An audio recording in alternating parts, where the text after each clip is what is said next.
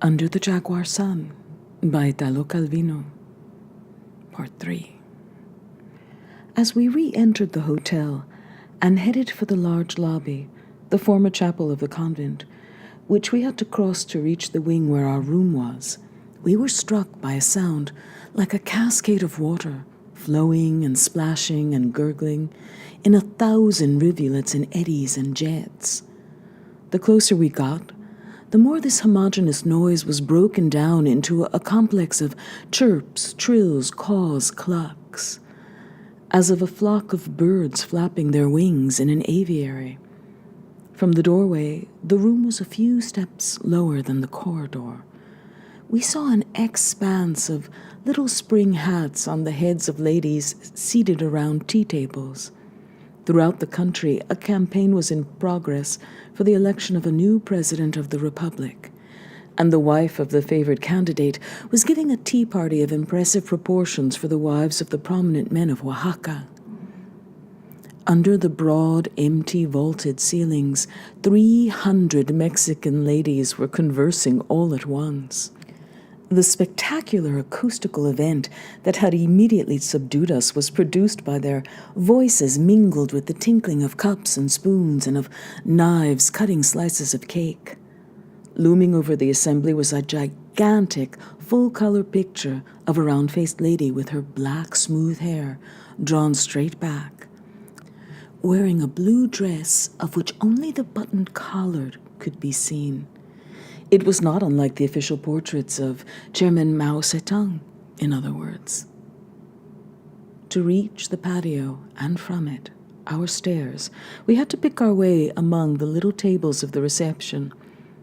We were already close to the far exit when from a table at the back of the hall, one of the few male guests rose and came toward us, arms extended.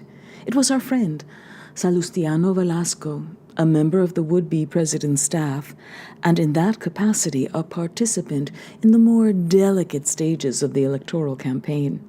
We hadn't seen him since leaving the capital, and to show us with all his ebullience, his joy on seeing us again, and to inquire about the latest stages of our journey, and perhaps to escape momentarily that atmosphere in which the triumphal female predominance compromised his chivalrous certitude of male supremacy, he left his place of honor at the symposium and accompanied us into the patio. Instead of asking us about what we had seen, he began by pointing out the things we had surely failed to see in the places we had visited, and could have seen only if he had been with us. A conversational formula that impassioned connoisseurs of a country feel obliged to adopt with visiting friends, always with the best intentions, though it successfully spoils the pleasure of those who have returned from a trip and are quite proud of their experiences, great or small. The convivial din of the distinguished gymnasium followed us even into the patio and drowned at least half the words he and we spoke, so I was never sure he wasn't reproaching us for not having seen the very things we had just finished telling him we had seen. And today we went to Monte Alban, I quickly informed him, raising my voice. The stairways, the reliefs, the sacrificial altars. Salustiano put his hand to his mouth, then waved it in midair, a gesture that for him meant an emotion too great to be expressed in words. He began by furnishing us archaeological and ethnographical details I would have very much liked to hear sentence by sentence, but they were lost in the reverberations of the feast.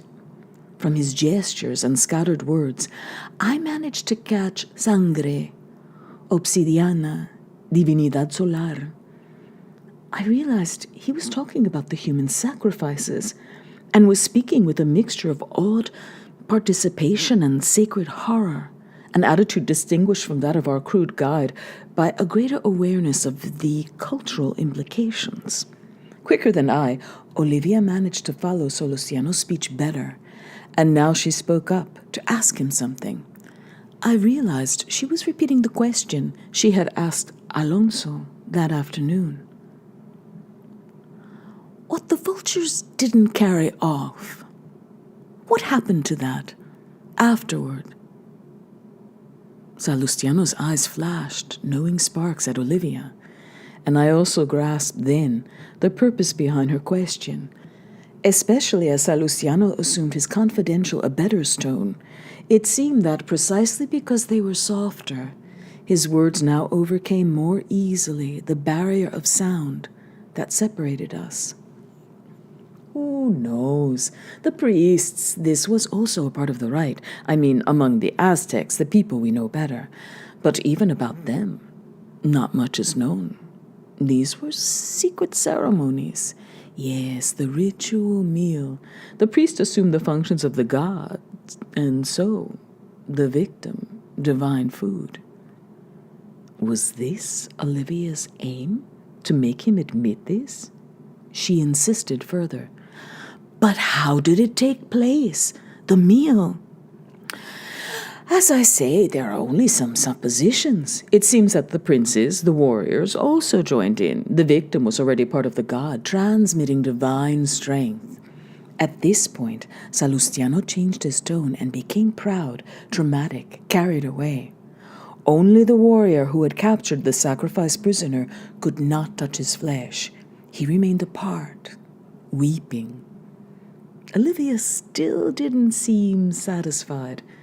But this flesh, in order to eat it, the way it was cooked, the sacred cuisine, the seasoning, is anything known about that? Salustiano became thoughtful. The banqueting ladies had redoubled their noise, and now Salustiano seemed to become hypersensitive to their sounds. He tapped his ear with one finger, signaling that he couldn't go on in all that racket. Yes, there must have been some rules. Of course, that food couldn't be consumed without a special ceremony, the due honor, the respect for the sacrificed, who were brave youths, respect for the gods, flesh that couldn't be eaten just for the sake of eating like any ordinary food. And the flavor. They say it isn't good to eat. A strange flavor, they say. It must have required seasoning, strong stuff. Perhaps that flavor had to be hidden. All other flavors had to be brought together to hide that flavor. And Olivia asked, but the priests? About the cooking of it? They didn't leave any instructions? Didn't hand down anything? Salustiano shook his head. A mystery. Their life was shrouded in mystery. And Olivia now seemed to be prompting him. Perhaps that flavor emerged all the same, even through the other flavors. Salustiano put his fingers to his lips, as if to filter what he was saying. It was a sacred cuisine. It had to celebrate the harmony of the elements achieved through sacrifice. A terrible harmony, flaming, incandescent. He fell suddenly silent, as if sensing he had gone too far, and as if the thought of the repast had called him to his duty. He hastily apologized for not being able to stay longer with us. He had to go back to his place at the table. Waiting for evening to fall, we sat in one of the cafes under the arcades of the Zocalo, the regular little square that is the heart of every old city of the colony, green with short, carefully pruned trees called almendros, though they bear no resemblance to almond trees. The tiny paper flags and the banners that greeted the official candidate did their best to convey a festive air to the Zocalo. The proper Oaxaca families strolled under the arcades. American hippies waited for the old woman who supplied them with mescalina. Ragged vendors unfurled colored fabrics on the ground. From another square nearby came the echo of the loudspeakers of a sparsely attended rally of the opposition. Crouched on the ground, heavy women were frying tortillas and greens. In the kiosk in the middle of the square, an orchestra was playing, bringing back to me reassuring memories of evenings in a familiar provincial Europe I was old enough to have known and forgotten. But the memory was like a trompe l'oeil. And when I examined it a little, it gave me a sense of multiplied distance in space and in time. Wearing black suits and neckties, the musicians with their dark, impassive Indian faces played for the varicolored shirt-sleeved tourists, inhabitants, it seemed, of a perpetual summer. For parties of old men and women, meretriciously young in all the gleam of their dentures, and for the groups of the really young, hunched over and meditative, as if waiting for age to come and whiten their blonde beards and flowing hair, bundled in rough clothes, weighed down by their knapsacks, they looked like the allegorical figures of winter in old calendars. Perhaps time has come to an end.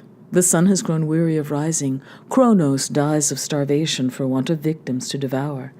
The ages and the seasons are turned upside down, I said. Perhaps the death of time concerns only us, Olivia answered. We who tear one another apart, pretending not to know it, pretending not to taste flavors anymore. You mean that here? That they need stronger flavors here because they know? Because here they ate the same as at home even now, only we no longer know it, no longer dare look the way they did. For them there was no mystification. The horror was right there in front of their eyes. They ate as long as there was a bone left to pick clean. And that's why the flavors... Wait, to hide that flavor? I said, again picking up Salustiano's chain of hypotheses. Perhaps it couldn't be hidden, shouldn't be. Otherwise, it was like not eating what they were really eating. Perhaps the other flavors served to enhance that flavor, to give it a worthy background, to honor it. At these words, I felt again the need to look at her in the teeth, as I had done earlier when we were coming down in the bus. But at that very moment, her tongue, moist with saliva, emerged from between her teeth, then immediately drew back, as if she were mentally savoring something. I realized Olivia was already imagining the supper menu.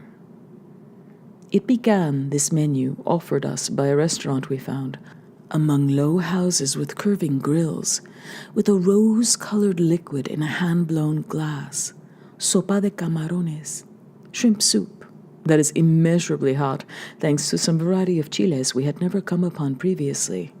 Perhaps the famous chiles jalapeños, then cabrito, roast kid, every morsel of which provoked surprise, because the teeth would encounter first a crisp bit, then one that melted in the mouth. You're not eating? Olivia asked me.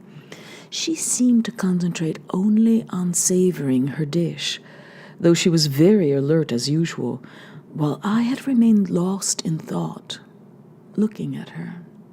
It was the sensation of her teeth in my flesh that I was imagining, and I could feel her tongue lift me against the roof of her mouth, enfold me in saliva, then thrust me under the tips of the canines. I sat there facing her, but at the same time, it was as if a part of me, or all of me, were contained in her mouth, crunched, torn, shred by shred. The situation was not entirely passive, since while I was being chewed by her, I felt also that I was acting on her, transmitting sensations that spread from the taste buds through her whole body. I was the one who aroused her every vibration. It was a reciprocal and complete relationship, which involved us and overwhelmed us. I regained my composure. So did she. We looked carefully at the salad of tender prickly pear leaves, ensalada de nopalitos, boiled, seasoned with garlic, coriander, red pepper, and oil and vinegar, then the pink and creamy pudding of maguey, a variety of agave, all accompanied by a carafe of sangrita, and followed by coffee with cinnamon. But this relationship between us established exclusively through food, so much so that it could be identified in no image other than that of a meal. This relationship, which in my imaginings I thought corresponded to Olivia's deepest desires, didn't please her in the slightest. And her irritation was to find its release during that same supper. "How boring you are, how monotonous," she began by saying, repeating an old complaint about my uncommunicative nature and my habit of giving her full responsibility for keeping the conversation alive, an argument that flared up whenever we were alone together at a restaurant table, including a list of charges whose basis in truth I couldn't help admitting, but in which I also discerned the fundamental reasons for our unity as a couple. Namely, that Olivia saw and knew how to catch and isolate and rapidly define many more things than I, and therefore my relationship with the world was essentially via her. "You're always sunk into yourself, unable to participate in what's going on around you, unable to put yourself out for another, never a flash of enthusiasm on your own. You're always ready to cast a pall on anybody else's. Depressing, indifferent." And to the inventory of my faults, she added this time a new adjective, or one that to my ears now took on a new meaning: insipid.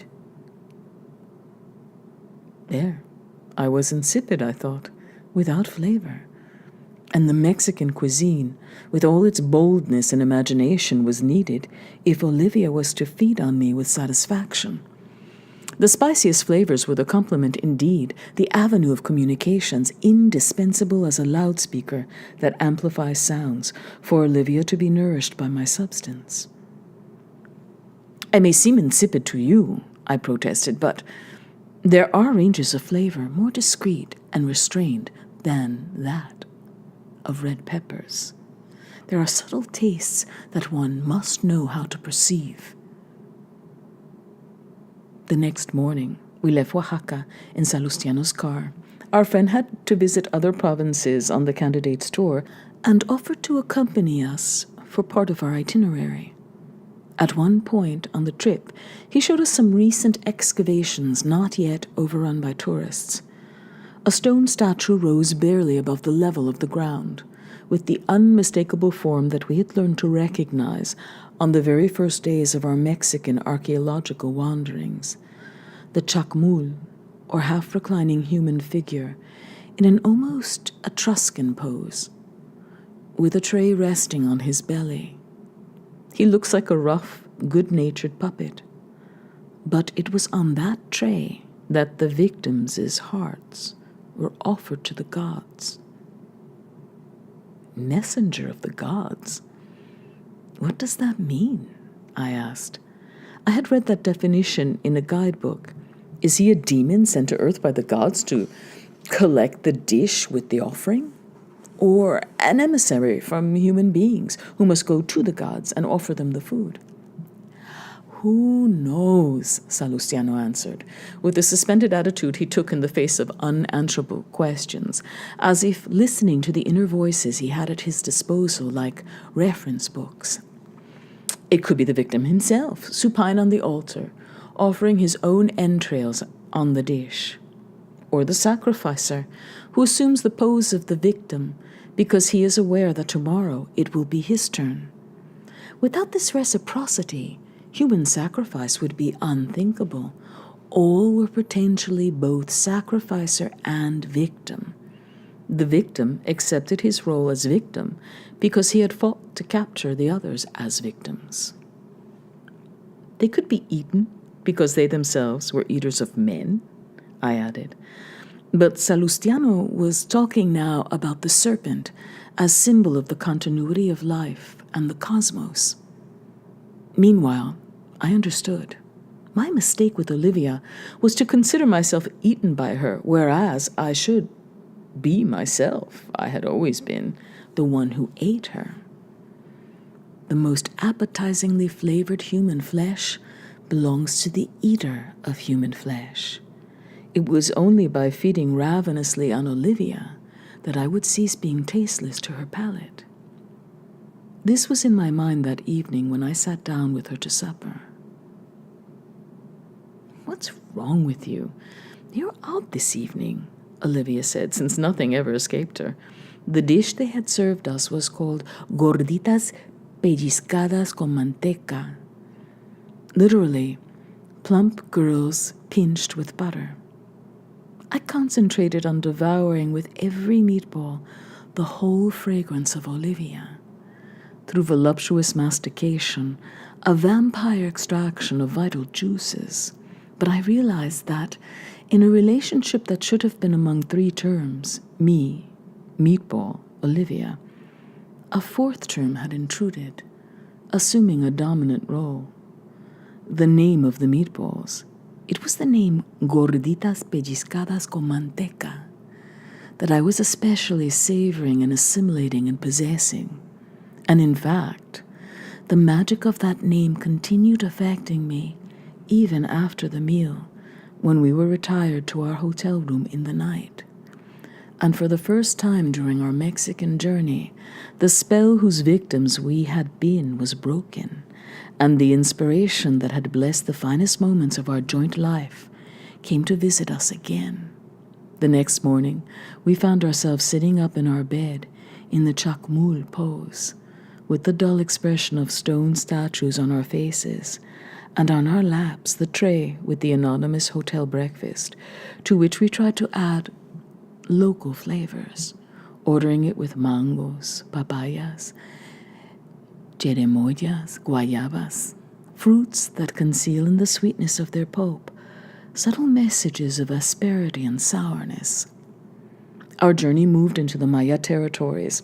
The temples of Palenque emerged from the tropical forest, dominated by thick wooded mountains, enormous ficus trees with multiple trunks like roots, lilac-colored maquilis, aguacates, every tree wrapped in a cloak of lianas and climbing vines and hanging plants. As I was going down the steep stairway of the Temple of the Inscriptions, I had a dizzy spell. Olivia, who disliked stairs, had chosen not to follow me and had remained with the crowd of noisy groups, loud in sound and color, that the buses were disgorging and ingesting constantly in the open space among the temples.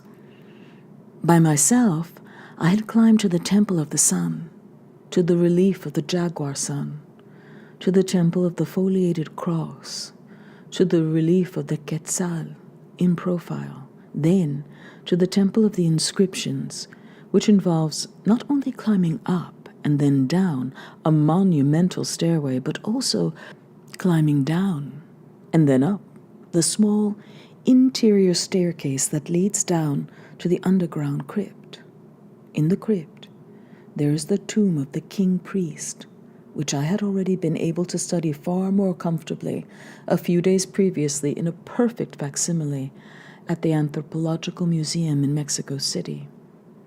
With the highly complicated carved stone slab on which you see the king operating a science fiction apparatus that, to our eyes, resembles the sort of thing used to launch space rockets, though it represents, on the contrary, the descent of the body to the subterranean gods and its rebirth as vegetation.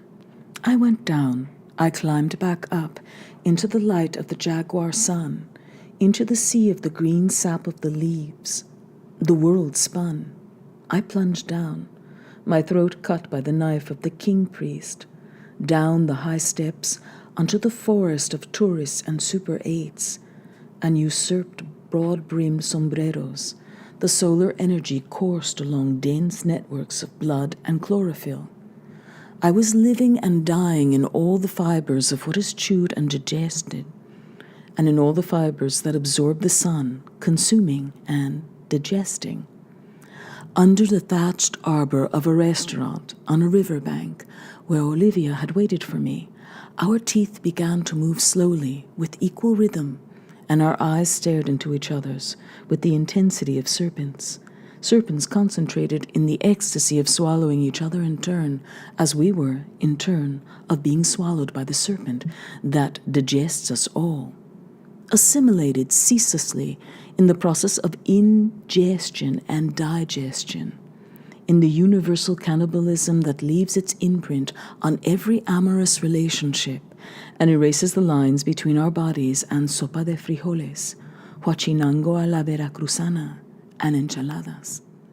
July 19th, 1982, Paris.